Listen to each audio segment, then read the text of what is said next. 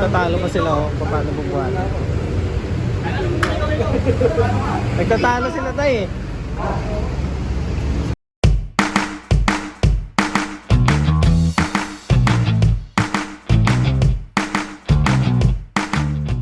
Nasa kalsada na naman tayo at maghahanap buhay gamit si Puton.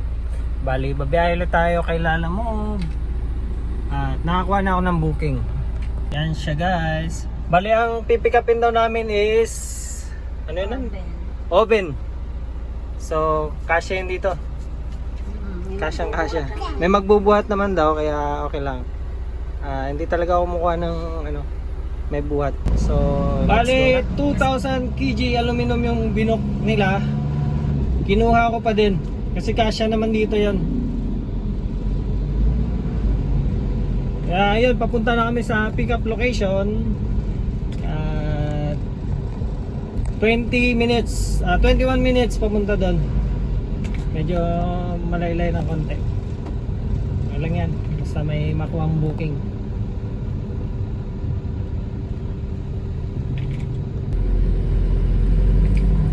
Biyahing Lalamove. Okay, kaliwa na tayo, kaliwa dahil dito daw ang tamang daan. Wait lang jeep, mauna ako.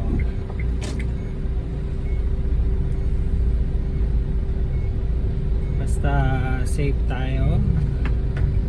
Dahan-dahan lang tayo sa pagpapatakbo dahil masikip ang kalsada. Guys, palagi tayong mag-ingat sa ating mga biyahe dyan. Laging isipin ang safety ng bawat isa. Anak, ito nga palang pahinante ko. Malakas yan. Malakas umiyak. Tingnan mo. Pati ba kulay mo, no? Ba kulay niya sa ano?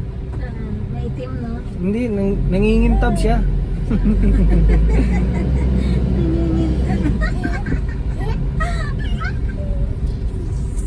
Ganun tayo. Ayan. Ano mo na ako order? Ayan naman tayo guys sa masikip na daan. Pasok pa din naman kahit masikip ang daan. Hop. Mag-iisip ng bad.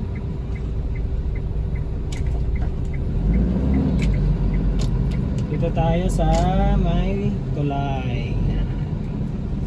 Okay, one way.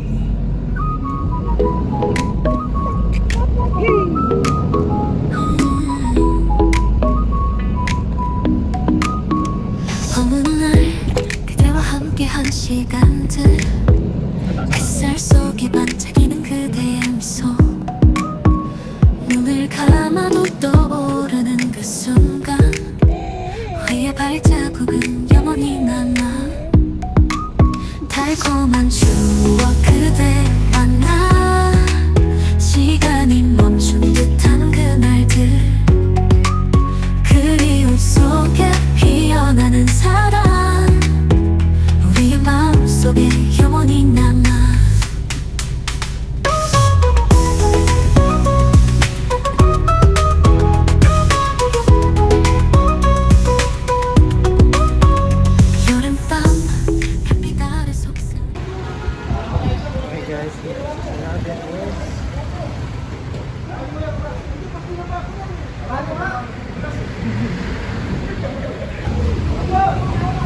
Dito pala ito kay Jollibee.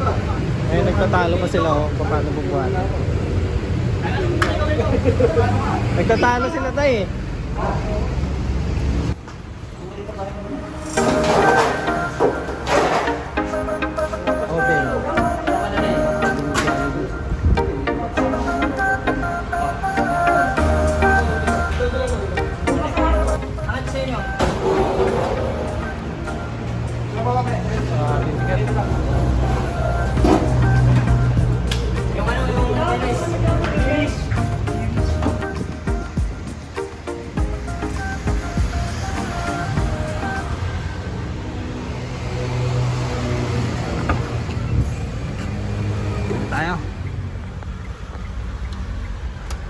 Di ka mag-ano.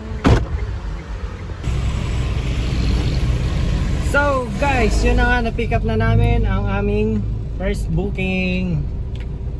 Papuntang Sampaloc, Maynila ito. At yun, oven siya, oven mabigat. 4 na taong nagbuhat. Nag-aaway pa nga sila eh kung paano posisyon. Pinagtatawanan sila ng head nila. Sabi nag-aaway daw. Tapos sumbong naman doon sa boss, sa Sila palang bossing. ingay. Oo. Ang bigat kasi. So, ang biyaheng to ay 42 minutes. 9.9 kilometers papunta sa Manila. Sampaloc, Manila. So, let's go.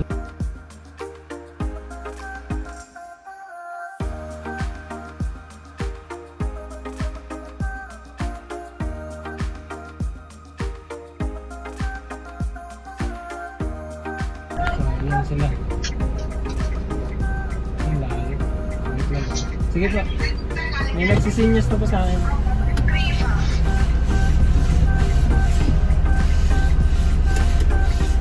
Babayin ko muna. So guys, nandito na kami sa first drop off namin. Dito kayo ng 2 tao kaya dapat may kasama sila dito. Bigat nito. So guys, may bagong booking ako. Dito sa Manila to Cainta. Bali, ito siya.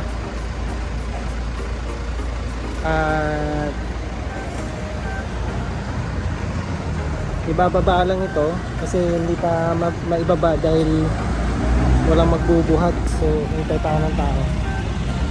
Habang naghihintay, hanap ako ng booking. Buti na nakuha ko. Madami dito sa Maynila.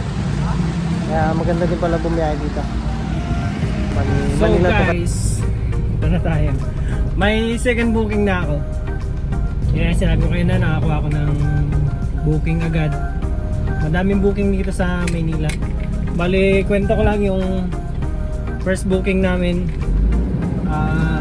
Wala silang kasama magbaba, kaya tinulungan ko na. Napakabigat.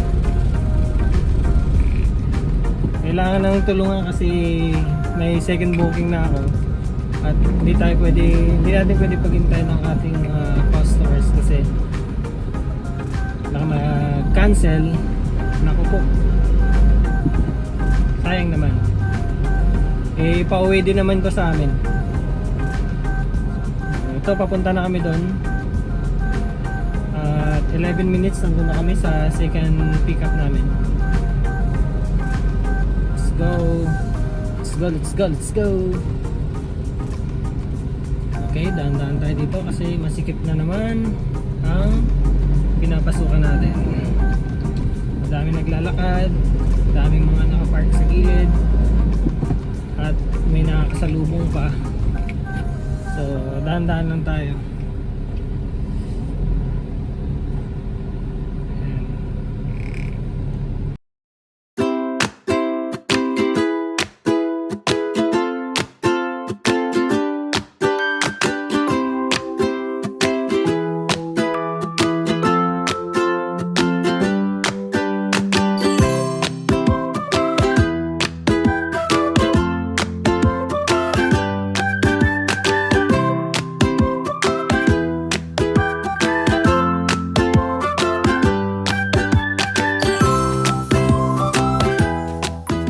Yun na nga guys, nakuha ko na ang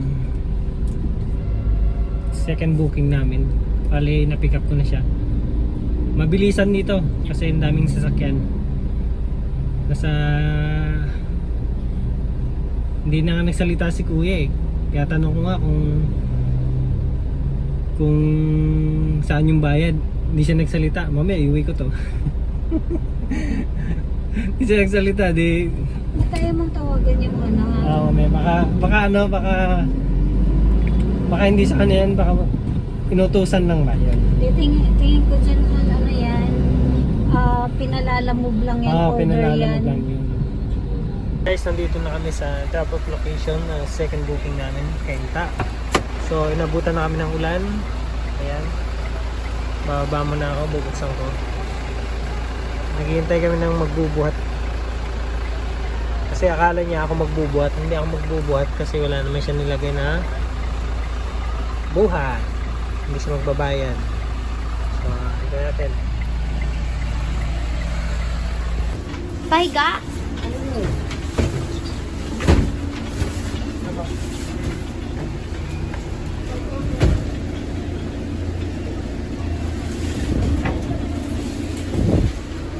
Sige ka, wala na.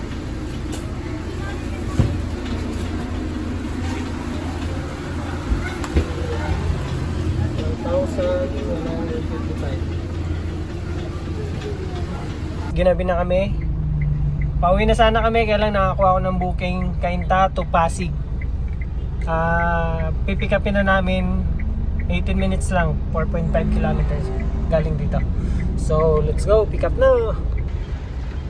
So guys, na pick up na namin ang third booking namin. Bale, bumalik kami dito sa Santa Lucia Mall kasi dito namin pinick up. Then pauwi ito ng Pasig.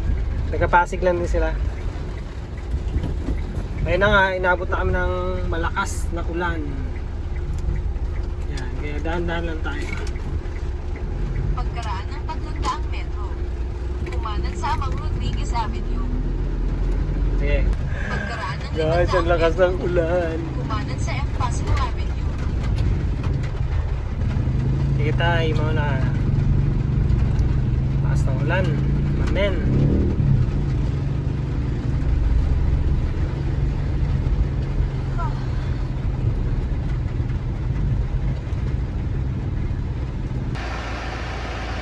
Sila guys, sa packet na sila.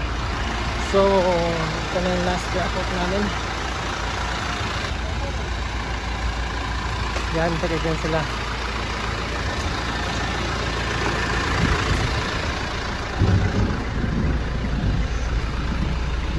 Ano sila, bagong lipat hal? Lipat, kalilipat lang daw nila. May tanong ko ba nila? Ay, hindi ko na tinanong kung magkano upa eh. Ano sila lang dyan? Silang dalawa lang mag-asawa. Yung isang buong bahay? Hindi, ito. Itong taas. Studio type. Yung taas lang. So, yun na nga. Wait lang.